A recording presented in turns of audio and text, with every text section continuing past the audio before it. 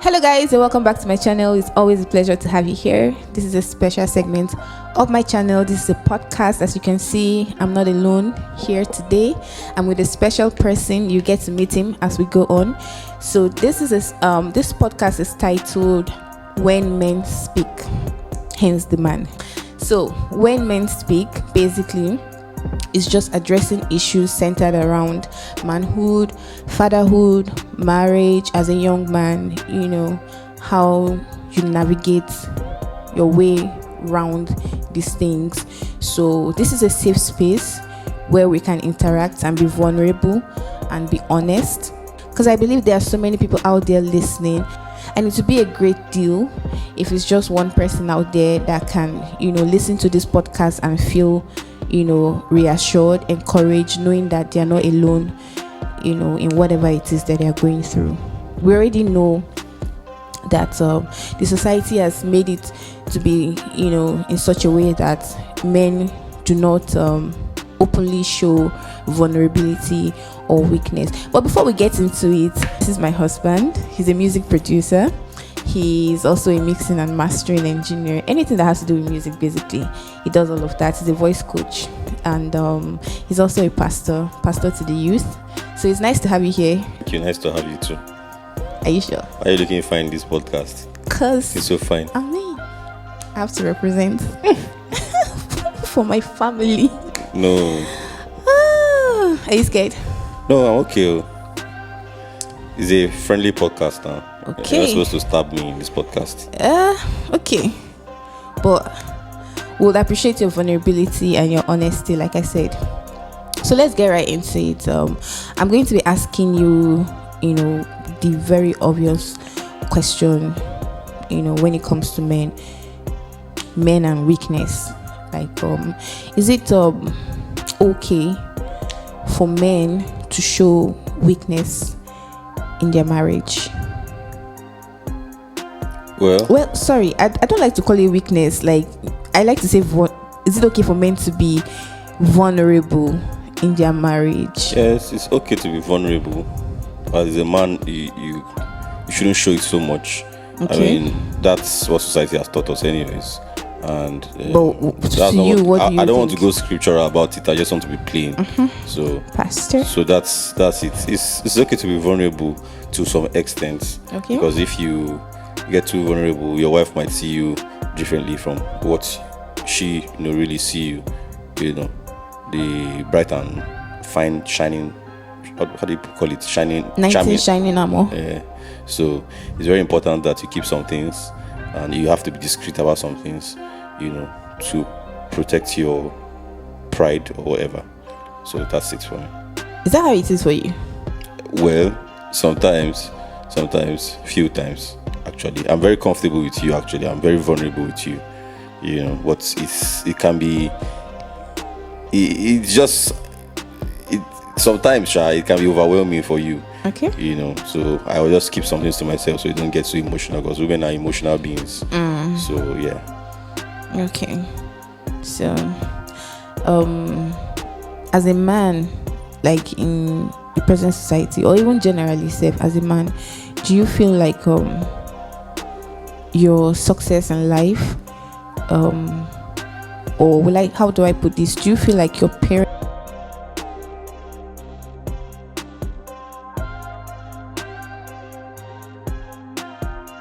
most definitely it has a role to play? Yeah, it does really have a role to How? play. If you come from a home where you don't have anything left for you, you start from scratch, and before you can attain the point where you want to be, it has to be a lot of work.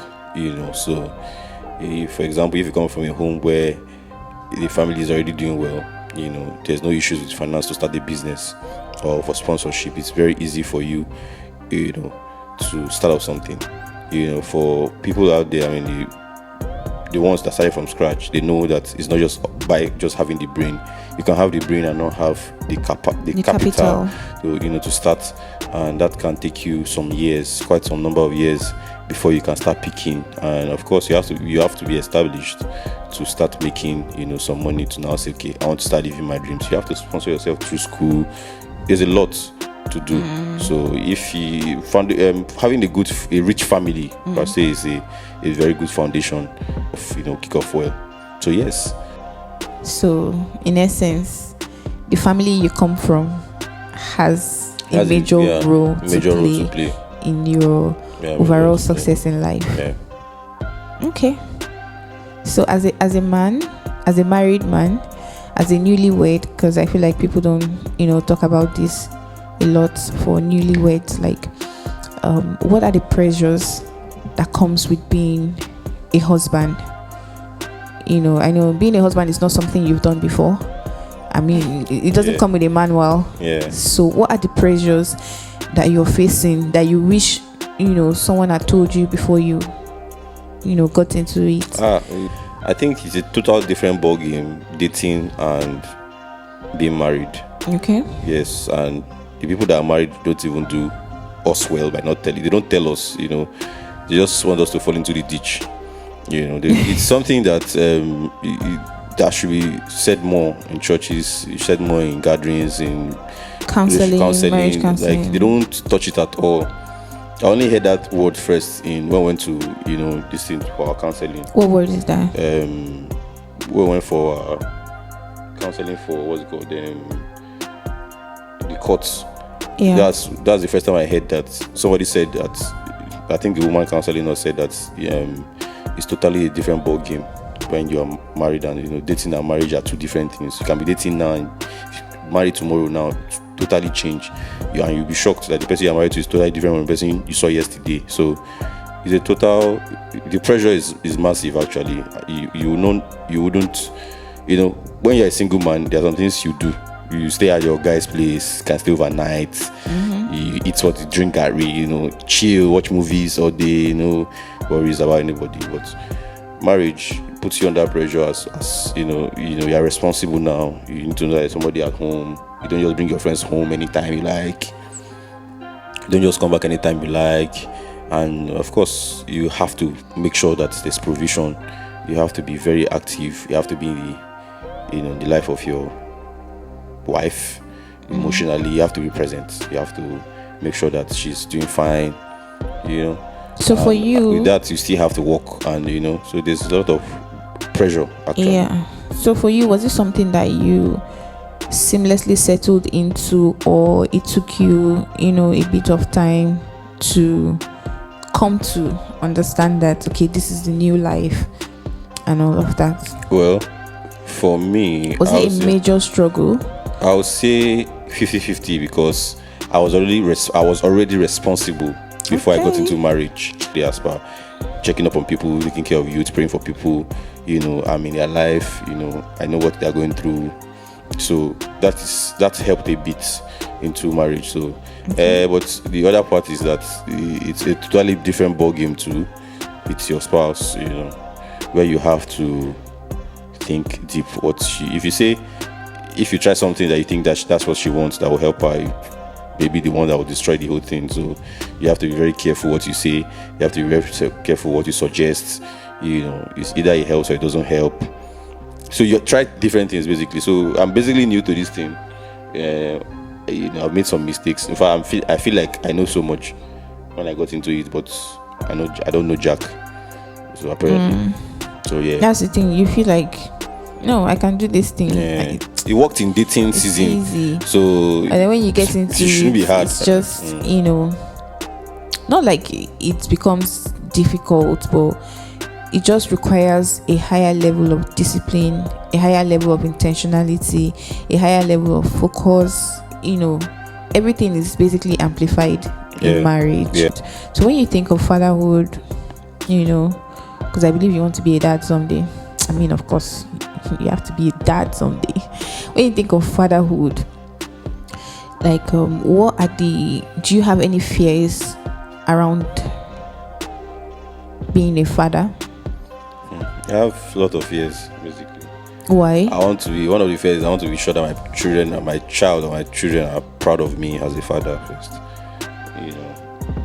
I don't know, it's deeper. I don't think, it's deeper, basically. I didn't really grow up, with my family like that, from being a teenager.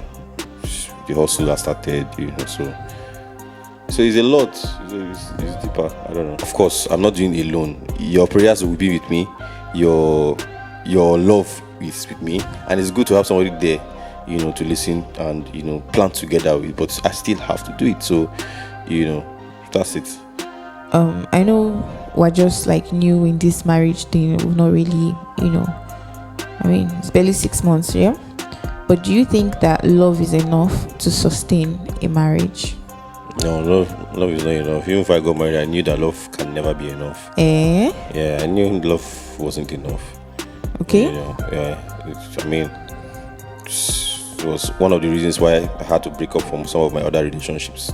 Love cannot be enough. You can't just give love and say, okay, this is the only thing that will make the whole thing work. No, love is an important ingredient in a soup, but it's not a soup. You can't call salt a soup. So the other things you have to do to make that come out to be a soup, there's maggi, right? There's onions, depending on the kind of soup you want to. I sound like I can cook jack, but there are a lot of things that makes up, love, marriage, basically a good marriage. So attention, personal act of service. There's a lot of things you can do, that the woman will see more that, and she'll feel like you love her and all of that. But to you're just doing it because some of this I had to learn. It's not because I feel like it shows that I love the person. That's how she understands it. So that I need to do that so that she can feel like I love her and all of that. So okay, do you have a model marriage? Like, for example, when you look at your parents' marriage, is this something that you want to replicate in your home, or you feel like you can do better, or you feel like no? So for me, I think I'm very okay. My parents are great parents. Coming from where I'm coming from, having the understanding I have now, they actually did a lot for us. There's some things, of course, I would love to do better. Some things that I didn't like that they did as per growing up. But there are some fundamental points that they didn't change. They trained us well as Christians. They taught us, how to be good people, which is fantastic. That's affected my life positively. My mom and my dad are still together. They're not separated. They're not divorced in any way. So they have good examples of how a modeled marriage should be. They settle their issues without us even knowing most times. I think what I've learned from them is like 80% good. Okay. Actually, 80% good. So yeah, it's a good model way of Christian marriage. As a man, are there what is the most important thing for you? What is the most important quality that your wife can give to you? Is it loyalty? Is it respect? Is it love? Is it peace? The most infamous peace. I want peace. So what do you feel is the most important? Like, if you want to advise a young woman going into marriage, like, what do you feel is the most important thing she can give to her husband, and to go a long way for him? These things that people will not necessarily tell you outside. Okay, I have a lot, but I'll just say few. You should be in the man's life, basically. Okay. Like, don't sit down and think you are the prize. Both of you are the prize. You should see him as very important too in the scene, because both of you are living together now. So you guys are king and queen. You are a king, she's a queen. So you should act, like that to yourselves. Don't think you are just the prize. So the man has to do everything for me. He needs you also. You want emotional, affection, all those things. Support, he also wants that. So that's one of it. Loyalty, of course. I can't even talk about loyalty because it's one of the most important things in just even dating itself. Not just in the world. It's too important. It's not about even marriage. It's like having your own person, knowing that you have your back. It's just whatever she has. Whatever happens, if we die, we die together. If we survive together. All of that. So that's the second thing. Third thing is, I think I've said being in his business actually helps a lot of other things. the go-to. They call it go-to in production. They call it go-to plugin. The plugin that can save the whole day. Before I do anything, I have to talk to my wife first. It's not like I don't know what to do, but let me hear her perspective. Her perspective is always totally different, and it helps me better. She has this. My wife is here. Sorry. She has this, intellect that will help you see things differently and much better. So, a go-to. You understand? She has to be your go-to. If she's not your go-to, then there's a problem with that marriage. So it has to be a go-to with anything. Actually, with anything, movies, business, food, whatever. Okay, knowing what you know now, would you have still gotten married when you got married? I felt like I was even late. Really? Yeah, I felt like I was even late because I have to survive at some point. Marriage takes a lot. It's not true. Let me say it now. It's not true. It's not true that you just do. There's no marriage that is cheap, and that's the fact. Whether I like it or not, it will eat your finance. Whatever you are saving, it will definitely eat it. But okay, are you referring to that phrase where they always say, "Just get married"? Yeah, exactly. Just you don't need to have a baby. Just get married. Exactly. You don't need to have so much. It's not true. It's not true. At some point, you need to have like a considerable amount of stability in your finances, in your life. Yeah, you need to have even you house. As a person, you need to have worked on yourself to a certain level before you can give yourself up to another person. Because it's a lot. Thinking you can do it. You don't even know yourself that much. Yeah. Now bringing somebody. Oh, marriage reveals. It reveals a lot. Bring somebody into your home or going to their home is a lot. They have to tolerate you, adapt to your whatever excesses. So so some of these things are not what they tell us. You like eating with banana. She doesn't see banana as that important. I feel like those are superficial things anyway. But I'm just telling you what is important in marriage. Okay, are you saying that they dwell more on the really big things? They don't tell us how these superficial things can even destroy the marriage. Like these little things. Somebody will say, "Don't press the toothpaste for everyone." I've heard that one a lot. So these are some of the things that can cause disagreement in how did that person even call it that time? That was counseling. Something differences. Forgotten it. Irreconcilable differences. So, but the background you're coming from, are totally two different these things. So, yes. I think they don't even say it enough. So it's not. They should teach it enough. They should tell us what you are entering. This thing you're entering. This is how it is. So say the good part and say the other part too. So how important is it to have a mentor, like a guiding? It's too important too. As a man in marriage. It's too. There are two things I don't think that are so important now for me in this marriage. Number one, somebody that you can always call and say, "This is what is going on. No, I don't know how to survive this." Because you face challenges. Yeah, that's one. As a mentor or an authority or somebody. The second one is you need to have friends. Quality friends. Just like when we were dating or when you were single. You had people you talk to, you just chill with.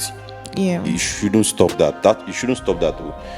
Not just friends, quality friends that are in the line of what you want to achieve in life. You are good with business. Shared values. So when you guys meet, you guys are not just so you need a social life. Yeah. Basically, your guys, social life. You need that for balance. Yes, you need to balance your life aside the fact that you're married. Because if you just say, "Oh, I'm married now," there's some big deals that might not get to your point. There's some things that you won't survive if you're not with your friends. It's very, very important. So so social interaction should not be killed. Yes, I'm married now, so you stay. Naturally people just want to give you space because you're married. Because you're married. There should be respect. There should be a bit of boundary, but you need to have good friends. Yeah.